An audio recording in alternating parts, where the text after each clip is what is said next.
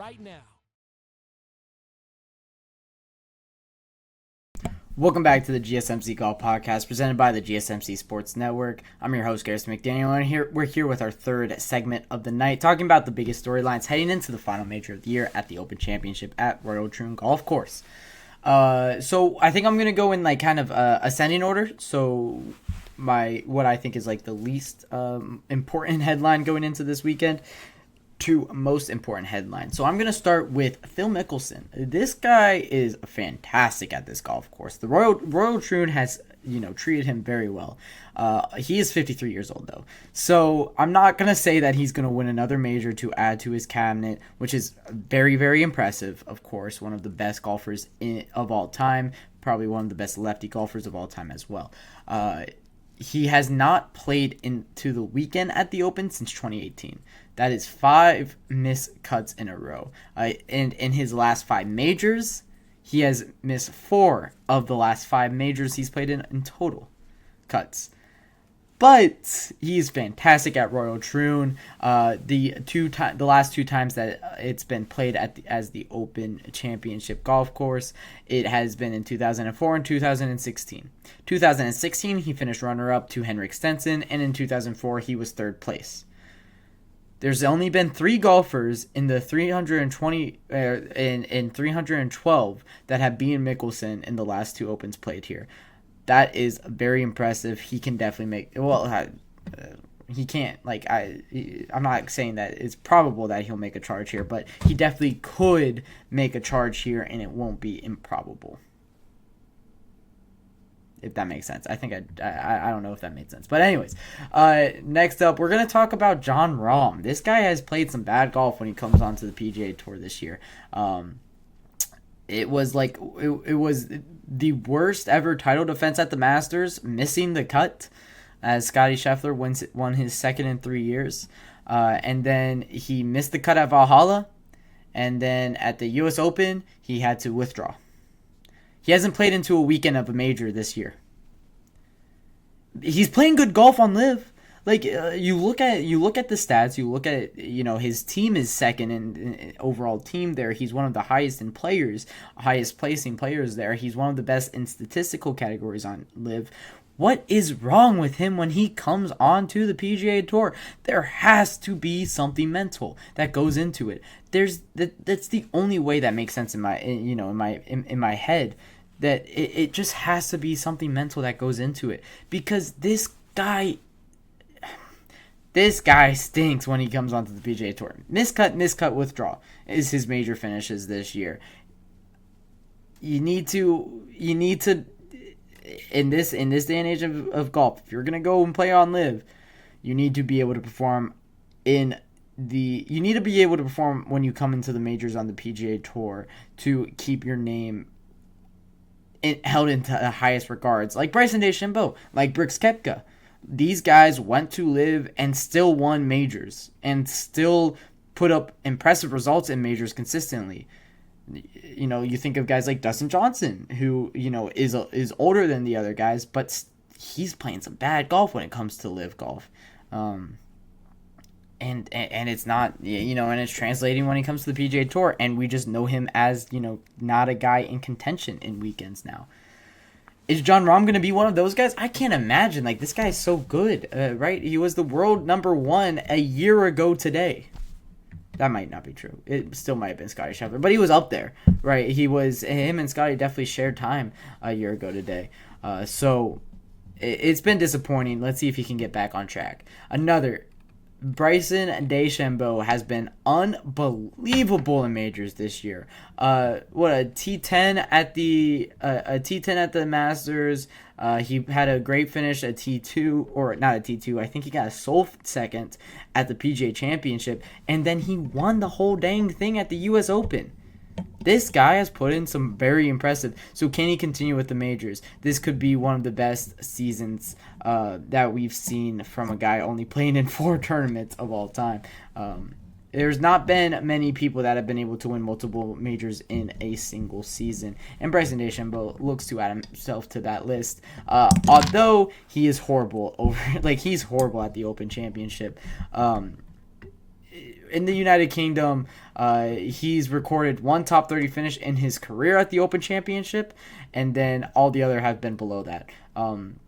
He has been he's been kind of revitalized. Like he's fixed his short game, which is a lot of English golf, is a lot of bunker work, a lot of around the green work. So we'll see how much that can change when it comes to the US, or when it comes to the Open Championship here this weekend, if he's able to make amends to his bad play in England or in the United Kingdom. The next one, I'm going to go with Rory McIlroy. Let's talk about it. He played bad on Sunday at the US Open, and now he's going into another major. You can very much tell that when it comes to majors with Rory McIlroy, there's a lot of anxiety in him about it. He hasn't won since 2014.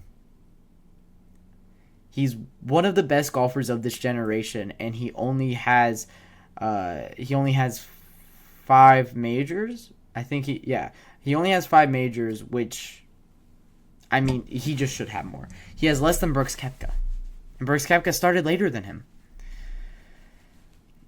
He's a fantastic golfer. It's just so disappointing to see him not be able to put it together when it comes to the majors. And when he does, he has just a blow up. And it's like, what just happened? It's like a shock. So yeah, Rory McIlroy is coming into this one. You could tell there's going to be anxiety in him. What's it going to look like when he does come to, when he plays at Royal Troon? Is he going to be able to, because golf is such a mental game, such a mental sport, is he going to be able to put that to bed? Is he going to be able to get those, voices out of his head, not like actual like voices inside of his head, but him telling himself like, you can't win a major, this is going bad, this is everything wrong that could go in a golfer's brain is probably going on in Rory's brain leading into this major, especially with how he played at the US Open. Is he going to be able to rebound? That's a huge storyline.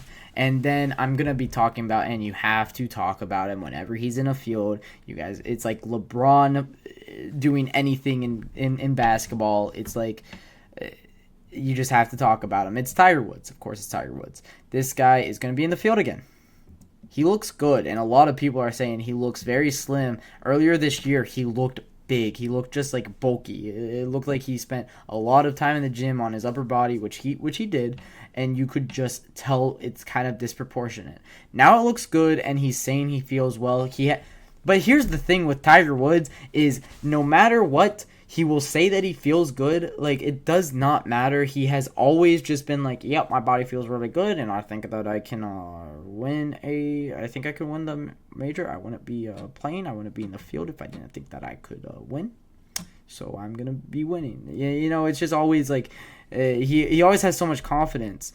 And then when it comes to his actual play, well, he misses cuts a lot. Since his car accident in 2021, he's been very, very bad at majors. And we just don't know if he's going to come back, get back to that same form that we saw him, even in 2019, winning the Masters. And then, last but certainly not least, it's going to have to be Scottie Scheffler.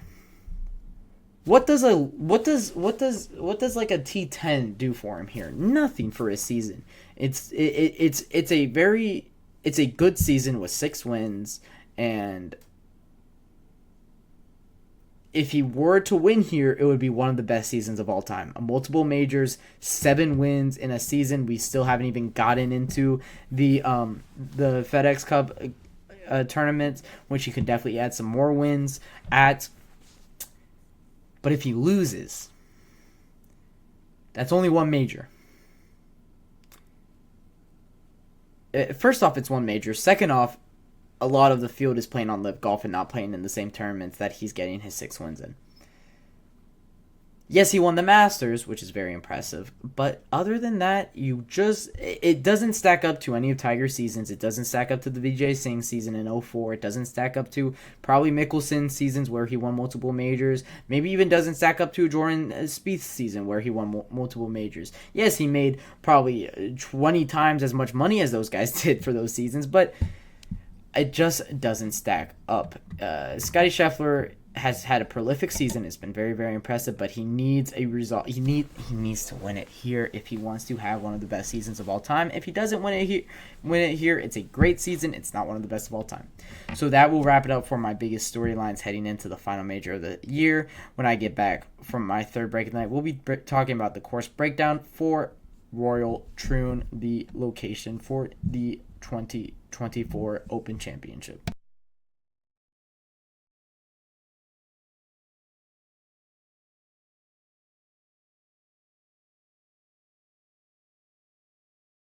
For the best and latest